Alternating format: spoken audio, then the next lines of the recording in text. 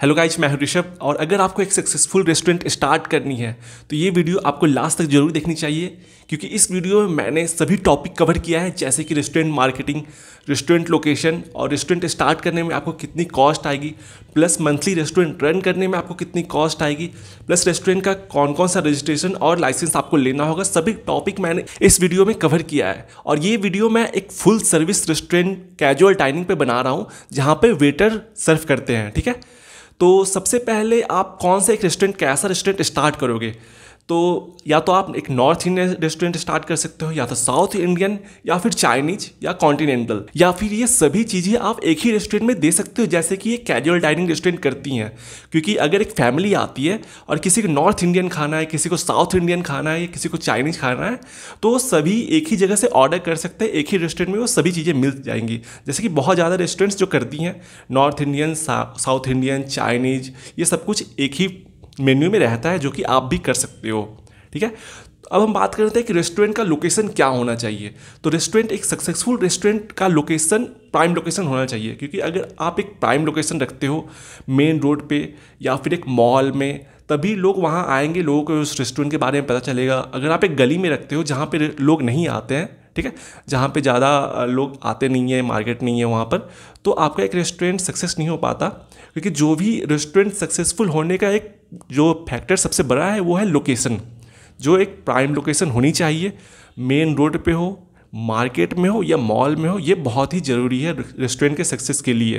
ठीक है, तो अब बात करते हैं कि आपको कितनी स्पेस चाहिए एक full service casual dining restaurant start करने के लिए। तो आपके रेस्टोरेंट में एक डाइनिंग स्पेस होनी चाहिए, जहाँ पर टेबल और चेयर रहेगी। एक किचन होना चाहिए, जहाँ पर आपके शेफ़ और कुक खाना बना रहे होंगे। एक स्टोरेज स्पेस चाहिए, जहाँ पर सब आपका रॉ इंग्रेडिएंट्स रहेगा। और अब रेस्टोरेंट में ज़्यादातर जो अच्छे रेस्टोरेंट्स होते हैं, वहाँ पर एक वॉशरूम भी होती है। ठीक है, तो अगर आपके रेस्टोरेंट में स्पेस है तो वहाँ पे आप एक वॉशरूम भी बना सकते हो। ठीक है, तो अब एक रेस्टोरेंट में डाइनिंग हॉल में कितनी स्पेस होनी चाहिए? तो मान लो कि अगर आप 10 टेबल रखना चाहते हो और वो सभी 10 टेबल्स पर 4 चेयर होती है, ठीक है, तो मिनिमम आपको 700 से 800 स्क्वायर फीट स्पेस चाहिए होगा डाइनिंग हॉल के लिए, जहाँ पर 10 टेबल रह सके।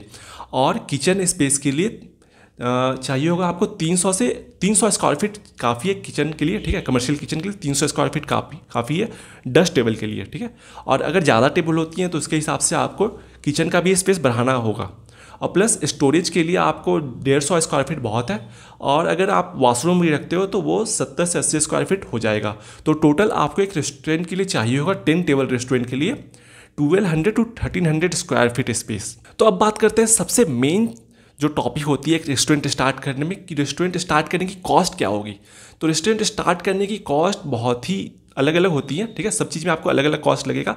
जैसे कि आपको एक रेस्टोरेंट स्टार्ट करने के लिए सबसे पहले तो आपको एक प्राइम लोकेशन पे एक स्पेस रेंट करनी होगी, जिसका आपको शुरू में सिक्योरिटी मनी भी देना होगा। ठीक है, उसके बाद आपको इंटीरियर का पूरा डिजाइन करना होगा। उसके बाद आपको फर्नीचर्स बनवाने होंगे, टेबल, चेयर प्लस काउंटर भी बनवाने होंगे। उसके बाद आपको रजिस्ट्रेशन और लाइसेंस के भी चार्जेस लगेंगे। ठीक है, क्योंकि आपको फसाई लाइसेंस लेना होगा, ट्रेड लाइसेंस, जीएसटी, बहुत सारे लाइसेंस होते हैं। ठीक है, तो वो सब आपको लेने होंगे, तो उसके भी आपको चार्जेस देने होंगे। प्लस अगर आप मॉल में नहीं खोल रहे हो, ठीक है ना, आपने एक कहीं भी एक स्टोर रेंट किया है जहाँ पर एसी नहीं है, क्योंकि मॉल में पहले से वो एसी लगे होते हैं, ठीक है, लेकिन डक्ट वाले। लेकिन अगर आपके पास पहले से एसी नहीं है, तो क्योंकि कैजुअल डाइनिंग में एसी ज़रूरी है, तो आपको वहाँ पे 2-3 एसी भी लगानी पड़ेगी, तो उसके भी चार्जेस आपको देने पड़ेंगे। पूरा लाइटिंग होगा, सब कुछ ये सब रहता है। सिक्योरिटी जो भी रहता है, आपका सीसीटीवी, ये सब भी आपको लगवाना पड़ेगा। तो ये सब के भी चार्जेस रहते हैं। तो इंटीरियर डिजाइनिंग का आपको 1.5 से 2 लाख, और टेबल चेयर जो रहता है, काउंटर, वो सब फर्नीचर का आपको 1,20,000 से 30,000 के आसपास आपको आराम से बन जाएगा। ठीक है, उसके बाद आता है आपको मार्केटिंग, क्योंकि अगर आप एक रेस्टोरेंट स्टार्ट कर रहे हो ना, तो मार्केटिंग बहुत ही ज़रूरी है। लोकल मार्केटिंग करनी पड़ती है, प्लस अब तो डिजिटल मार्केटिंग का भी ज़माना है, तो आपको डिजिटल मार्केटिंग भी ऑनलाइन करनी पड़ेगी। यूट्यूब पे वीडियो बनाओ आप, या फिर आप फेसबुक पे, इंस्टाग्राम पे भी मार्केटिंग कर सकते हो। ठीक है, उसके लिए भी आप 1,00,000 रुपये लेके चलो, 1,00,000 रुपये आपके मार्केटिंग में लगेंगी। उसके बाद आपको लाइसेंस और रजिस्ट्रेशन का 25,000 लाइसेंस और रजिस्ट्रेशन का लग जाएगा आपका। उसके बाद आप किचन इक्विपमेंट्स, क्योंकि आप एक कमर्शियल किचन बनवा रहे हो ना, जहाँ पर आपका वर्किंग टेबल होगा, कमर्शियल रेफ्रिजरेटर होगा, डीप फ्रीजर होगा, और फिर आपका इंडियन बर्नर रेंज, डोसा तवा, प्लेट, ये सब रहती है। तो इनका भी आप 3.5 से 4 लाख रुपए ले लो, क्योंकि इसमें भी खर्च आ जाता है मार्केटिंग में, किचन इक्विपमेंट्स खरीदने में, ठीक है। उसके बाद आपका अगर आप लेते हो POS मशीन लेना होगा बिलिंग के लिए, ठीक है, CCTV, AC, फैन, लाइट्स, ये सब, और इन्वर्टर भी आपको एक ठो रखना होगा अगर वहाँ पे जनरेटर नहीं है पहले से तो, ठीक है। तो ये सब भी आपका खर्चा आता है करीब 2 लाख का। उसके बाद सिक्योरिटी मनी, अगर आप एक अच्छे शहर में हो तो सिक्योरिटी मनी आराम से आपका 1.5 से 2 लाख मिनिमम लग ही जाता है सिक्योरिटी, ठीक है, जो आपको शुरू में ही देना पड़ता है रेंट का। उसके बाद आपको रॉ मटेरियल, तो रॉ मटेरियल भी शुरू में अगर आप ले रहे हो तो 50,000 ले लो, ठीक है। और प्लस पैकेजिंग, क्योंकि अब तो सारे रेस्टोरेंट्स ऑनलाइन भी सेल करते हैं जोमेटो स्विगी पे, प्लस ऑफलाइन भी लोग वहाँ से खरीद के ले जाते हैं घर, तो पैकेजिंग का भी आपको चार्जेस देना होगा 25-30 हज़ार मिनिमम। अगर आप बल्क ऑर्डर करते हो पैकेजिंग तो आपको कम चार्जेस में ज़्यादा मिल जाएंगे, ठीक है। तो 25-30 हज़ार मिनिमम आपको पैकेजिंग का भी देना होगा।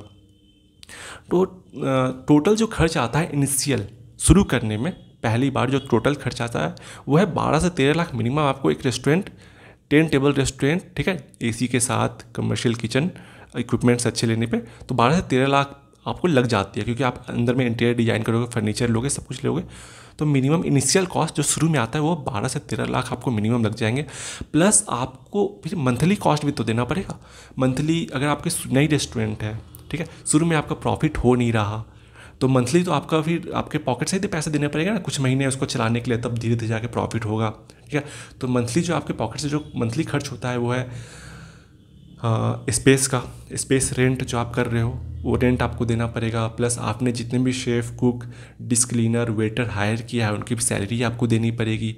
इलेक्ट्रिक जो बिल आता है वो आपको देना पड़ेगा, गैस चार्जेस देना पड़ेगा, रॉ इंग्रेडिएंट्स जो आप खरीद कर रख रहे हो उनके देने पड़ेंगे। ये आप 6 महीना का लेके चलो, क्योंकि 5 से 6 महीने लग जाते हैं एक रेस्टोरेंट को सक्सेस होने में, ठीक है। तो 5 से 6 महीना का ये भी आप खर्च लेके चलो, ये सब कुछ ऐड करके। उसके बाद आप एक मेन्यू आप कैसे डिज़ाइन करोगे, तो मेन्यू में आप एक स्टार्टर रखते हो, ठीक है, नॉर्थ इंडियन रखते हो, साउथ इंडियन रखते हो, चाइनीज रखते हो, डेजर्ट रखते हो, ड्रिंक रखते हो, और आप वो सब रखना जो आपके शेफ़ और कुक को अच्छे से बनाने आए, ठीक है। ज़बरदस्ती आप वो सभी ऐड मत करना जो आपने जिस शेफ़ और कुक को हायर किया उसे वो सब बनाने नहीं आ रहा, आप ज़बरदस्ती बनवा रहे हो तो उससे टेस्ट ख़राब होता है, ठीक है, क्वालिटी ख़राब होगी तो फिर आपके जो भी कस्टमर आएंगे ना उनका रिव्यू बहुत ख़राब देंगे आपके रेस्टोरेंट्स का, ठीक है। तो आप ऐसे शेफ़ और कुक को हायर करना जिसे सब कुछ अच्छे से बनाने आती हो, ठीक है। उसके बाद हम बात करते हैं लास्ट में कि आपको कौन सा रजिस्ट्रेशन और लाइसेंस लेना होगा। तो लाइसेंस और रजिस्ट्रेशन में सबसे पहला और सबसे जो मेन है वो है फसई फूड लाइसेंस का, जो कि एक रेस्टोरेंट के लिए आपको लेना होगा, फूड लाइसेंस। उसके बाद है GST रजिस्ट्रेशन, उसके बाद है आपका ट्रेड लाइसेंस जो आप लोकल लोगे, उसके बाद है शॉप एक्ट, ठीक है। उसके बाद है आपको ये फायर सेफ्टी का NOC आपको लेना पड़ेगा जो कि बहुत ज़रूरी है, ठीक है। और उसके बाद है आपको किसी स्टेट्स में लगती है, किसी स्टेट में ईटिंग हाउस लाइसेंस, ठीक है, वहाँ बैठ के खाने का ईटिंग हाउस लाइसेंस, जो कि मुझे नहीं लगता कि सभी स्टेट्स में लगती है, किसी स्टेट्स में लगती है, जो कि हो सकता है आपको वहाँ पे चेक करना पड़ेगा कि आपके स्टेट में ये लाइसेंस लेनी पड़ती है नहीं, तो ये लाइसेंस भी आपको लेनी पड़ेगी, ठीक है। तो रेस्टोरेंट बिजनेस एक बहुत ही सक्सेसफुल बिजनेस होता है, और लेकिन बहुत सारे रेस्टोरेंट फेल भी होते हैं, लेकिन फेल होने का बहुत सारा कारण होता है जो कि मैं अपने नेक्स्ट वीडियो में बताऊंगा, ठीक है।